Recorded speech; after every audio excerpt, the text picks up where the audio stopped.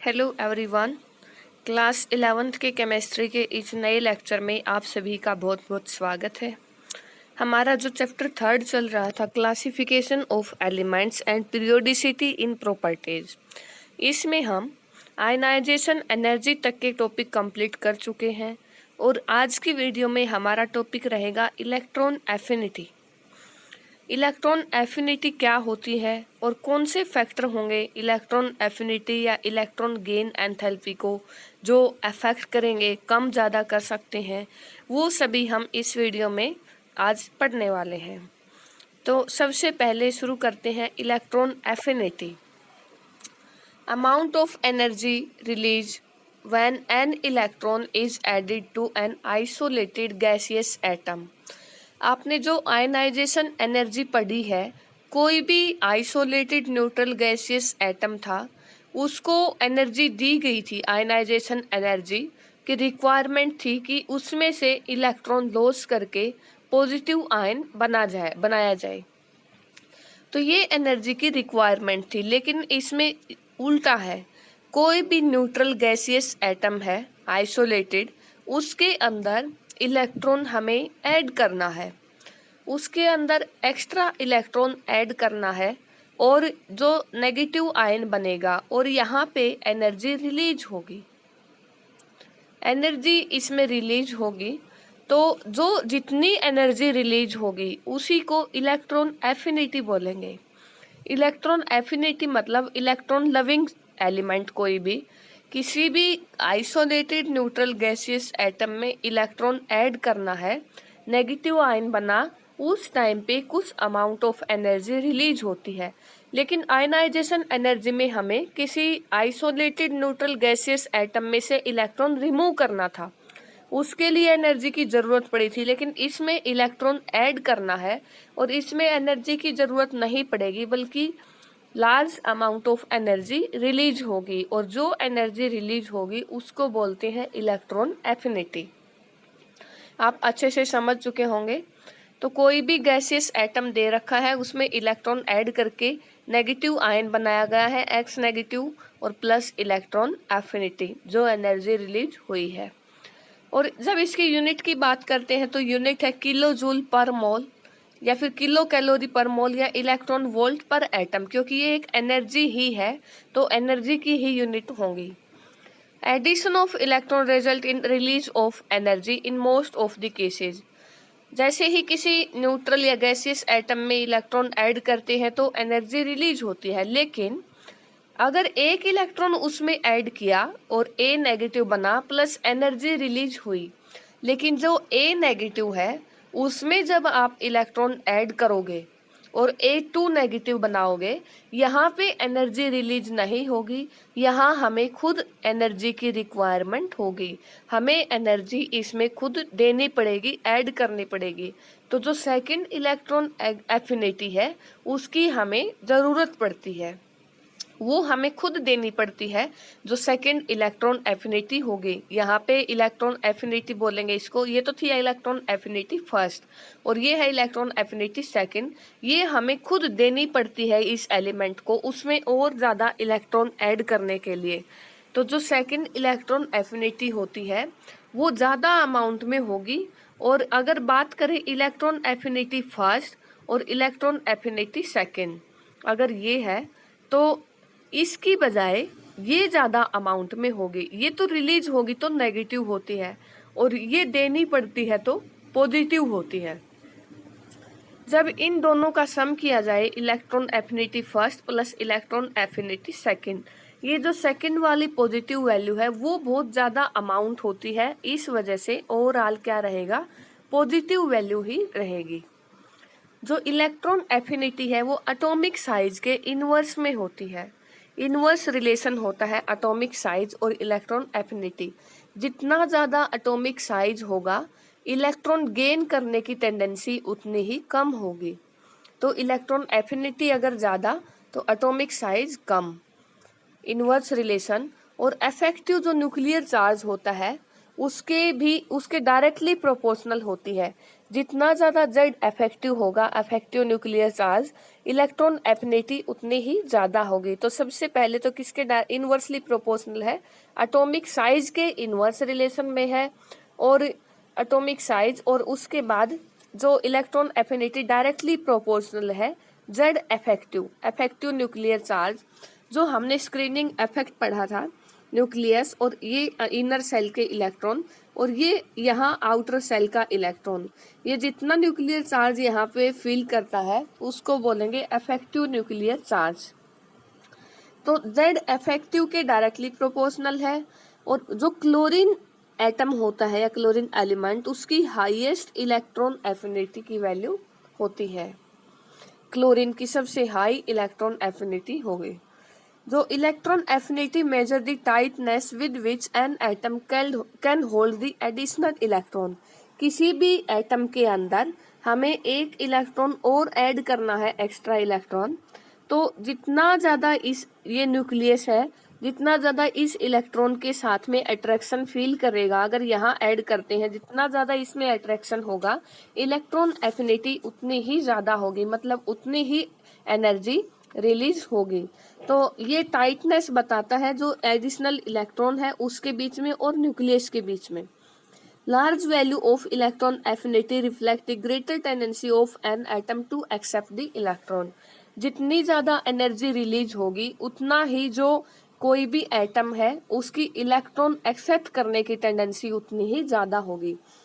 मतलब इलेक्ट्रॉन अगर वो गेन करता है बहुत जल्दी तो बहुत ही ज़्यादा एनर्जी रिलीज होगी, इलेक्ट्रॉन एफिनिटी बहुत ही ज़्यादा होगी। जितनी ज़्यादा इलेक्ट्रॉन गेन करने की टेंडेंसी होगी, इलेक्ट्रॉन एफिनिटी मतलब उतनी ही ज़्यादा एनर्जी रिलीज होगी। उसके बाद इलेक्ट्रॉन गेन एंथैल्पी, दूसरी टर्म है हमारी इलेक्ट्रॉन गेन एंथैल्पी।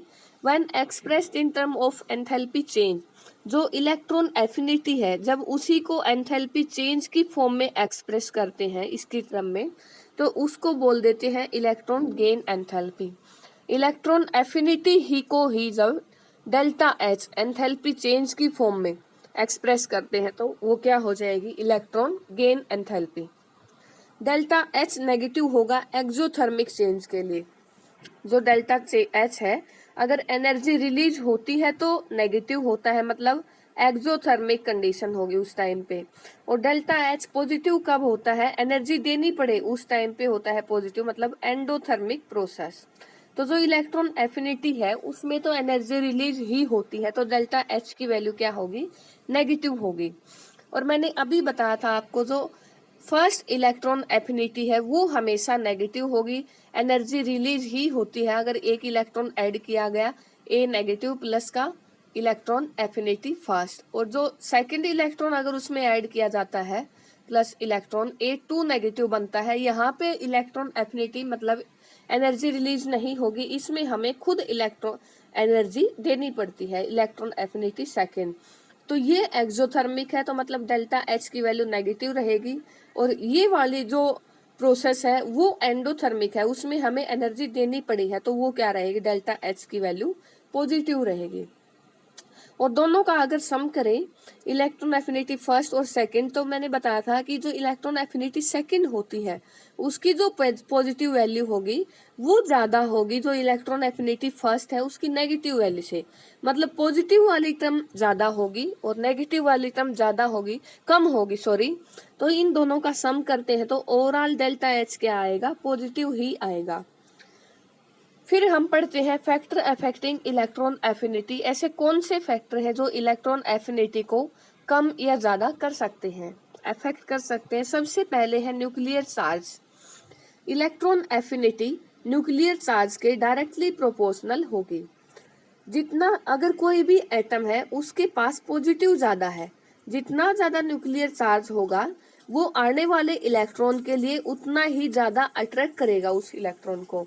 मतलब इलेक्ट्रॉन आसानी से वो और इलेक्ट्रॉन गेन करना चाहेगा, तो अगर वो जितना तेजी से इलेक्ट्रॉन गेन करता है उतनी ही ज्यादा एनर्जी रिलीज होगी, इलेक्ट्रॉन एफिनिटी भी क्या हो जाएगी, ज्यादा। जितना जल्दी अगर इलेक्ट्रॉन वो गेन करता है, गेन करने की टेंडेंसी है, तो एनर्जी भी उतनी ही ज्यादा रिलीज होगी। तो न्यूक्लियर चार्ज के डायरेक्टली रिलेशन में है इलेक्ट्रॉन एफिनिटी। अगर न्यूक्लियर चार्ज ज्यादा है, आने वाला इलेक्ट्रॉन और स्ट्रॉन्गली अट्रैक्टेड होगा and more amount of energy is liberated. और फिर जो सेकंड फैक्टर है एटॉमिक साइज, एटॉमिक साइज के इनवर्स रिलेशन में होती है। जितना छोटा साइज होगा तो जो न्यूक्लियर चार्ज है और जो आने वाला इलेक्ट्रॉन है जो ऐड करना है हमें, उसके बीच में अट्रैक्शन उतना ही ज्यादा होगा। जितना ज्यादा अट्रैक्शन होगा, इलेक्ट्रॉन एफिनिटी उतनी ही ज्यादा ज्यादा होगी। तो साइज अगर छोटा है तो इलेक्ट्रॉन एफिनिटी ज्यादा, अगर बड़ा साइज है तो न्यूक्लियस के बीच में और आउटर मोस्ट इलेक्ट्रॉन के बीच में जो अट्रैक्शन है वो कम हो जाएगा, क्योंकि डिस्टेंस ज्यादा है दोनों के बीच में, अट्रैक्शन कम होगा। तो जो इलेक्ट्रॉन एफिनिटी है वो भी क्या होगी, कम ही रिलीज होगी। साइज के इनवर्स रिलेशन में होता है, ये चीज बता रखी है। और किसी में अगर ये बोला है इलेक्ट्रॉन एफिनिटी ज्यादा रिलीज होगी, जितनी ज्यादा एनर्जी उसमें से रिलीज होगी उस चीज के अंदर उतनी ही ज्यादा स्टेबिलिटी आएगी। अगर ज्यादा अमाउंट ऑफ एनर्जी रिलीज होती है तो पीछे जो बचा है एनायन जो बनता है उसकी एनर्जी कम बचती है। अगर उसकी कम एनर्जी बचती है तो उसकी स्टेबिलिटी उतनी ही ज्यादा होगी। नेक्स्ट है इलेक्ट्रॉनिक कॉन्फ़िगरेशन।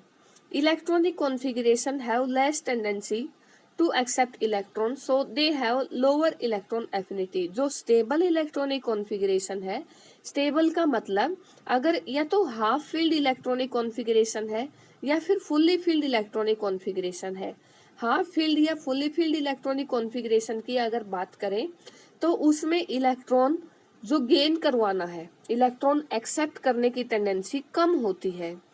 इलेक्ट्रॉन गेन करने की टेंडेंसी कम होगी तो जो इलेक्ट्रॉन एफिनिटी, जो एनर्जी रिलीज होगी वो भी कम ही होगी। तो स्टेबल इलेक्ट्रॉनिक कॉन्फ़िगरेशन में इलेक्ट्रॉन गेन करने की टेंडेंसी कम होती है और इलेक्ट्रॉन एफिनिटी की वैल्यू भी कम ही होती है। पीरियोडिक ट्रेंड अगर देखें इसका, जैसे in a period, along the period की बात करते हैं तो एटॉमिक साइज क्या होता है, छोटा होता जाता है एटॉमिक साइज। और जितना छोटा एटॉमिक साइज होगा एनर्जी उतनी ही ज्यादा रिलीज होगी, इलेक्ट्रॉन एफिनिटी उतनी ही ज्यादा होगी लेफ्ट टू राइट।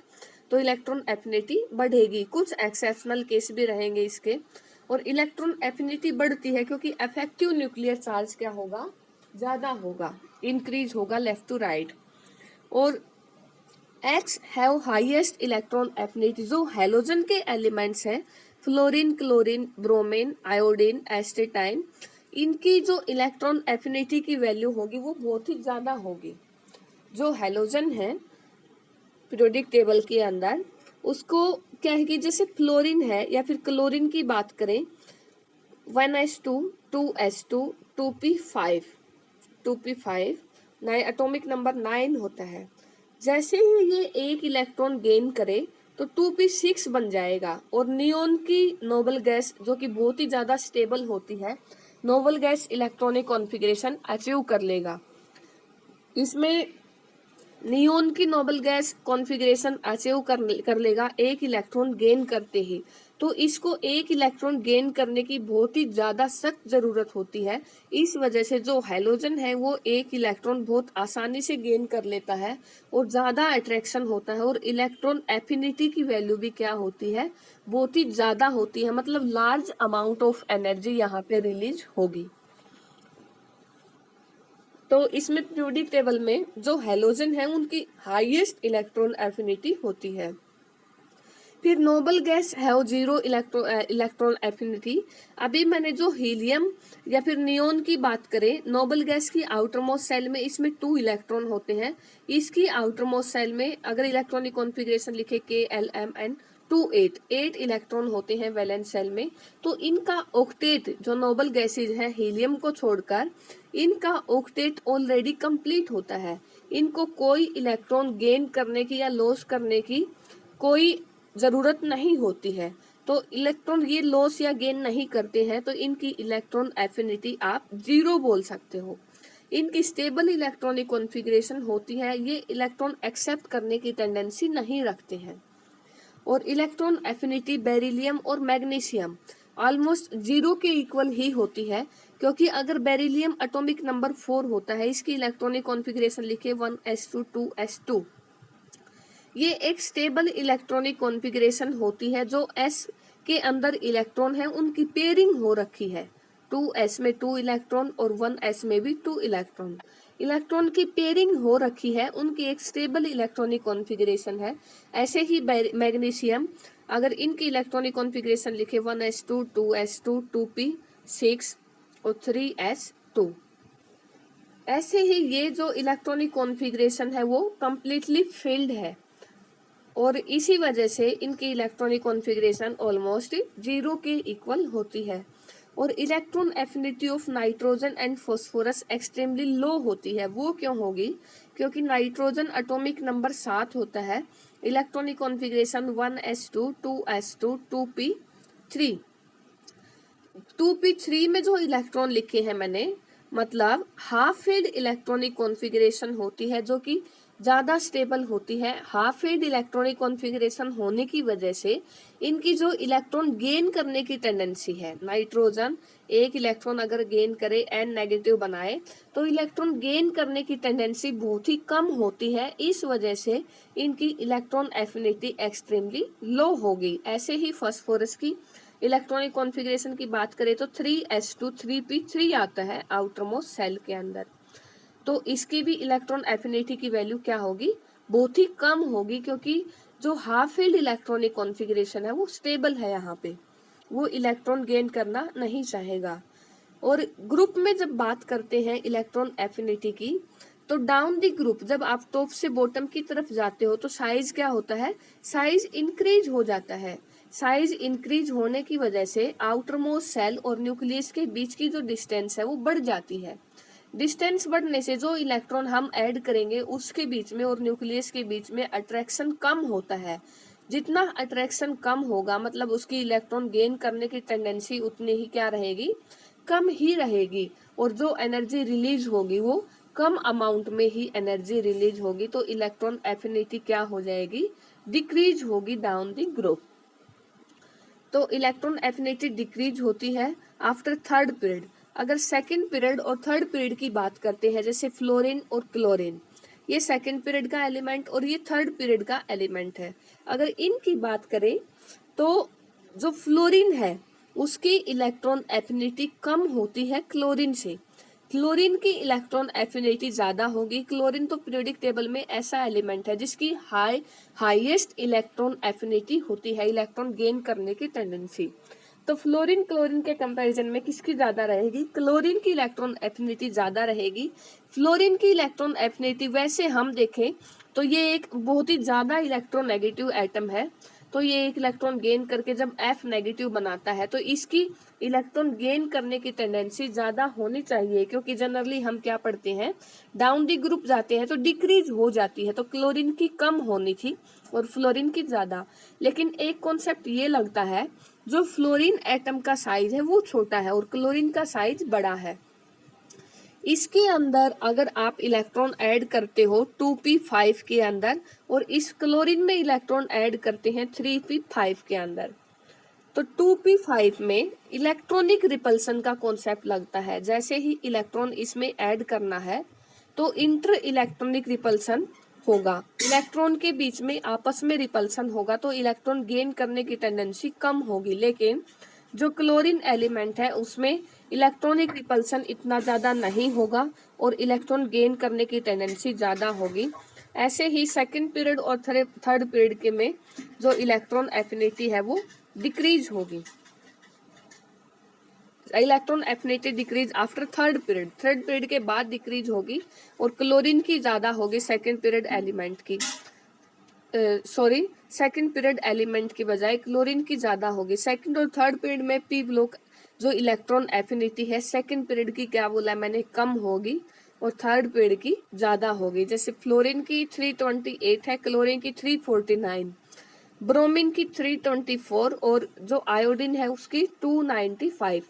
तो फ्लोरीन क्लोरीन की बात करें, ये इलेक्ट्रॉन एफिनिटी, ये एटॉमिक नंबर, तो फ्लोरीन क्लोरीन में से क्लोरीन की ज्यादा, एक बार ऐसे इंक्रीज हुई और फिर बाद में क्या होगी, डिक्रीज होगी डिस्टेंस बढ़ने से।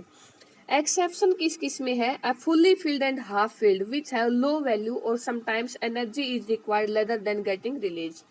एक फुल्ली फील्ड जो हाफ फील्ड इलेक्ट्रॉनिक कॉन्फ़िगरेशन है, उसमें या तो इलेक्ट्रॉन एफिनिटी की वैल्यू क्या होगी, बहुत ही कम होगी, लो वैल्यू, या फिर कुछ केसेस ऐसे होंगे जिसमें एनर्जी, अगर फुल्ली फील्ड इलेक्ट्रॉनिक कॉन्फ़िगरेशन में एनर्जी रिलीज करते हैं, सॉरी इलेक्ट्रॉन ऐड करते हैं, तो उसमें एनर्जी रिलीज होने की बजाय एनर्जी की वहां पे ऐड करनी पड़ेगी। सेकंड एक्सेप्शन क्या है, second period has lower value than third owing to repulsion between electron. Electronic repulsion का कॉन्सेप्ट लगता है सेकंड पीरियड के अंदर, तो उसकी इलेक्ट्रॉन एफिनिटी कम होगी, थर्ड पीरियड की ज्यादा होगी। और अनएक्सपेक्टेड इलेक्ट्रॉन एफिनिटी, जो electron affinity of chlorine is higher than that of fluorine. और generally third period elements have high electron affinity value than second period elements.